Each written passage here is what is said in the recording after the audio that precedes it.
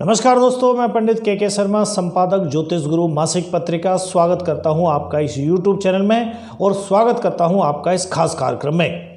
इस खास कार्यक्रम में आज हम बात करने जा रहे हैं सबसे ज़्यादा इस समय जो पूरे भारत को क्या पूरी दुनिया को दो भागों में बांटने वाला मुद्दा, यानी बागेश्वर धाम और धीरेन्द्र शास्त्री की।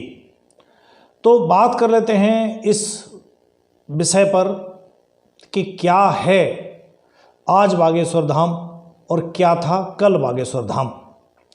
तो आज से ऐसे समझें कि बुंदेलखंड का एक टिपिकल गांव जो सड़क से लगभग 6-7 किलोमीटर अंदर पड़ता है, आज से 4-5 साल पहले की अगर बात करें तो खुद उस गांव यानी गड़ा गांव है वो, उस गांव के गड़ा के लोग और उनके रिश्तेदारों के अलावा उस गांव और उस हनुमान मंदिर यानी बागेश्वर महाराज का जो मंदिर है उसको कोई और शायद ही जानता हो या ये कहें कि नहीं जानते थे।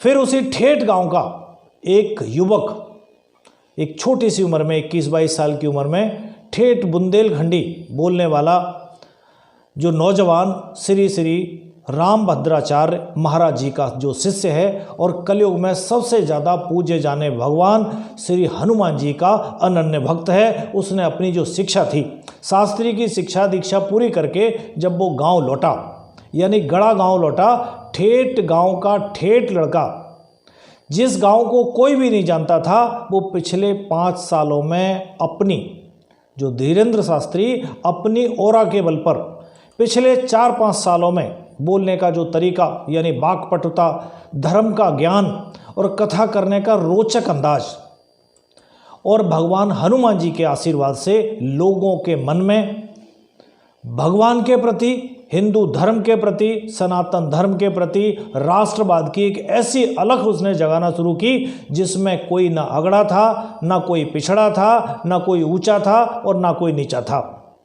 उसकी जब कथाएं होती थीं, उस कथाओं में सिर्फ और सिर्फ कुछ था, तो वो था धर्म, सनातन धर्म, हिंदूवाद या राष्ट्रवादिता। ये सारी चीज़ें उन कथाओं में एक तरह से समाहित थीं आदिवासियों के लिए, क्योंकि वो इलाका आदिवासियों के निकट पड़ता है। तो आदिवासियों के लिए जंगल में जाकर उन लोगों के बीच में बैठकर राम कथा करना हो या उसके द्वारा जो सैकड़ों लड़कियों की हर साल शादी करवाई जाती है, या शादी कराने का महायज्ञ बुंदेलखंड जैसे पिछड़े इलाके में अभी वो कैंसर हॉस्पिटल की भी स्थापना कर रहे हैं। वहाँ पर कैंसर हॉस्पिटल की शुरुआत करना या उसकी वकालत करना, उसने न सिर्फ इसका सपना लोगों को दिखाया बल्कि उसने ये सब करके भी दिखाया। और सबसे बड़ी बात यह है कि ये सारा का सारा निःशुल्क होता है। अगर आप कोई स्वेच्छा से देना चाहता है या देना चाहते हैं तो दे सकते हैं, नहीं तो कोई बात नहीं है, ना कोई किसी तरह की डिमांड है, ना कोई मांगता है। उसने बिना किसी भी ऊंच नीच की परवाह किए एक ही पंडाल के नीचे सभी लोगों को इकट्ठा कर दिया।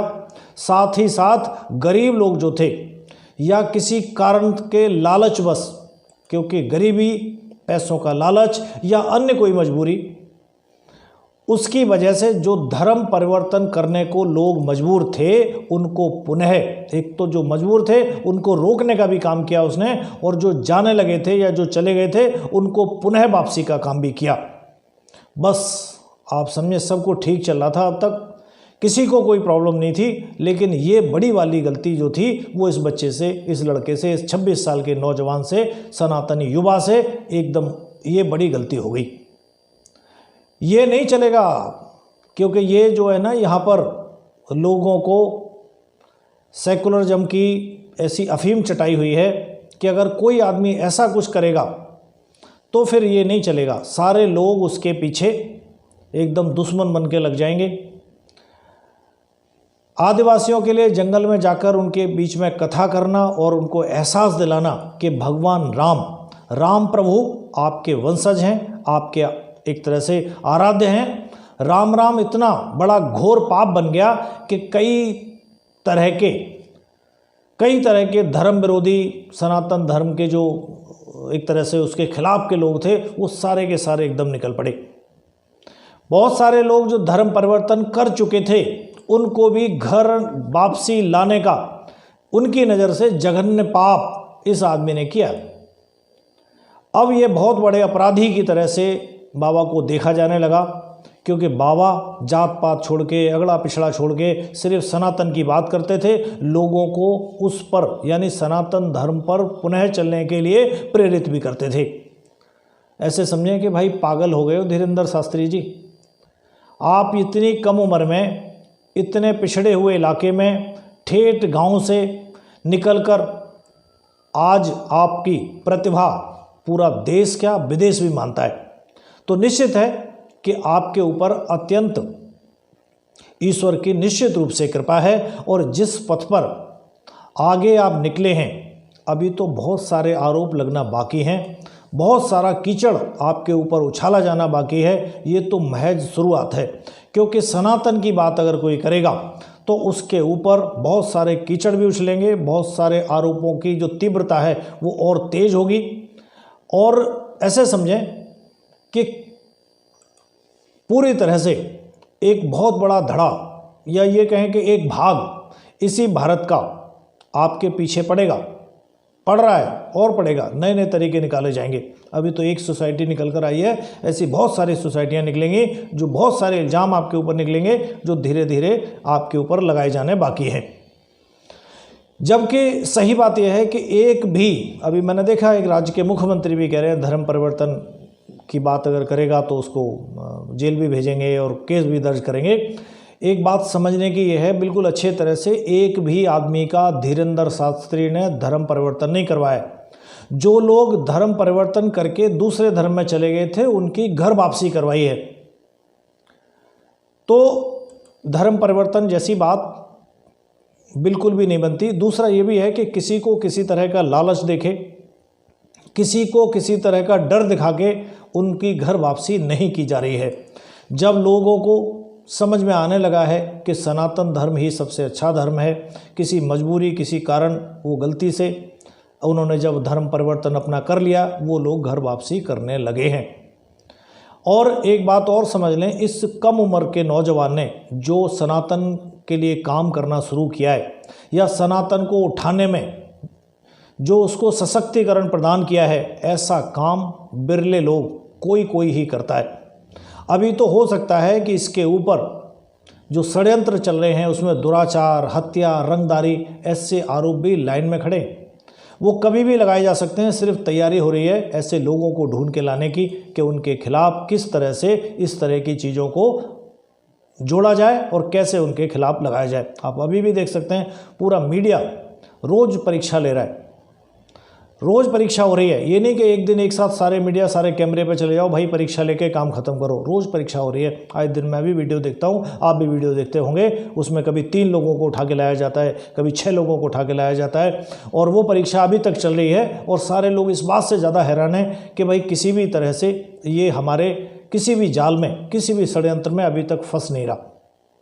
तो जब तक धीरेंद्र शास्त्री इस राह पर हैं, इस रास्ते पर हैं, तो सभी से मैं अनुरोध करूंगा उनका साथ दें, उनके साथ रहें।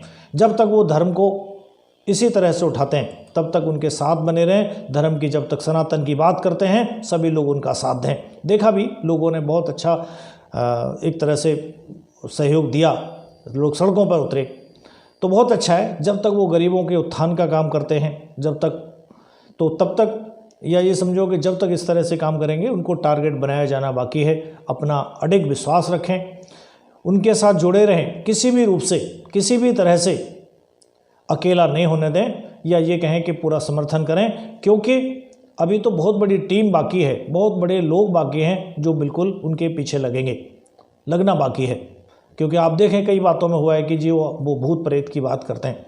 भूत प्रेत कानूनन अंधश्रद्धा, कानून अनमुनन के तहत वो अब बैन हो गया है। आप भूत की बात बोल नहीं सकते भाई। भूत बता के, जिन्न बता के वो आपको डरा नहीं रहे।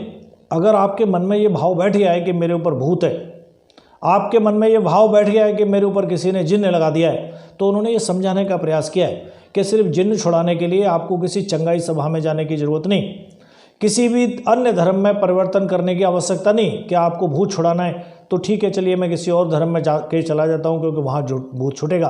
उन्होंने बताने का प्रयास किया है कि भूत छुटाने का या भूत होने जैसी अगर कोई आपके मन में किसी तरह की कोई पीड़ा है या मन में ये बात घर कर गई है तो उसका इलाज बिना धर्म परिवर्तन किए आपके सनातन धर्म में भी है। किसी भी व्यक्ति से किसी भी तरह का कोई भी अभी तक 4-4 लाख 5-5 लाख लोग वहाँ पहुँच रहे हैं, कोई भी ये नहीं कह सकता कि मेरे साथ किसी तरह की धोखाधड़ी की है, मेरे साथ किसी तरह का फरेब किया है, किसी से पैसे कमाने के लिए सब किया जा रहा है।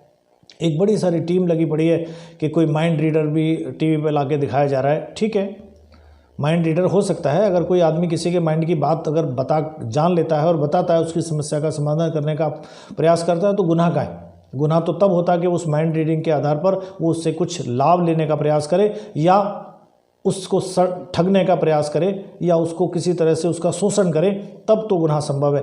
लेकिन जिस तरह से सिर्फ सनातन की बात करने के कारण या घर वापसी करने के कारण या उन्होंने एक दिन एक हो सकता है कभी कभी ऐसा लगता है कि हम अच्छा काम कर रहे हैं। एक मैंने देखा एक बहन मुस्लिम बहन थी और उसको सनातन में उसने घर वापसी की, उसका नाम कुछ रखा गया, मैंने देखा उस दिन भी। तो वो भी स्वेच्छा से, अगर कोई किसी के, क्योंकि धर्म रखना नाम रखना ये आपकी स्वेच्छा पर आधारित है, आपका संविधान आपको ये अधिकार देता है। अगर कोई किसी दूसरे धर्म में चला गया है और वो अब घर वापसी चाहता है तो ये नहीं कि पीछे से रास्ता सारा बंद हो गया है। अगर इसमें भी कहीं कोई गलत है तो ठीक है, उसको कानून अपना काम करेगा। लेकिन कोई भी आदमी आके निकल के आ जाता है, ये नहीं बोल सकते, वो नहीं बोल सकते। मैंने वो वीडियो भी देखा जिसमें चैलेंज किया जा रहा है कि उससे पहले वो पूछते हैं कि आपके पिताजी का नाम क्या है, फिर वो बताते हैं पर्चा निकाल के कि भाई ये देखो मैंने क्या लिखा है।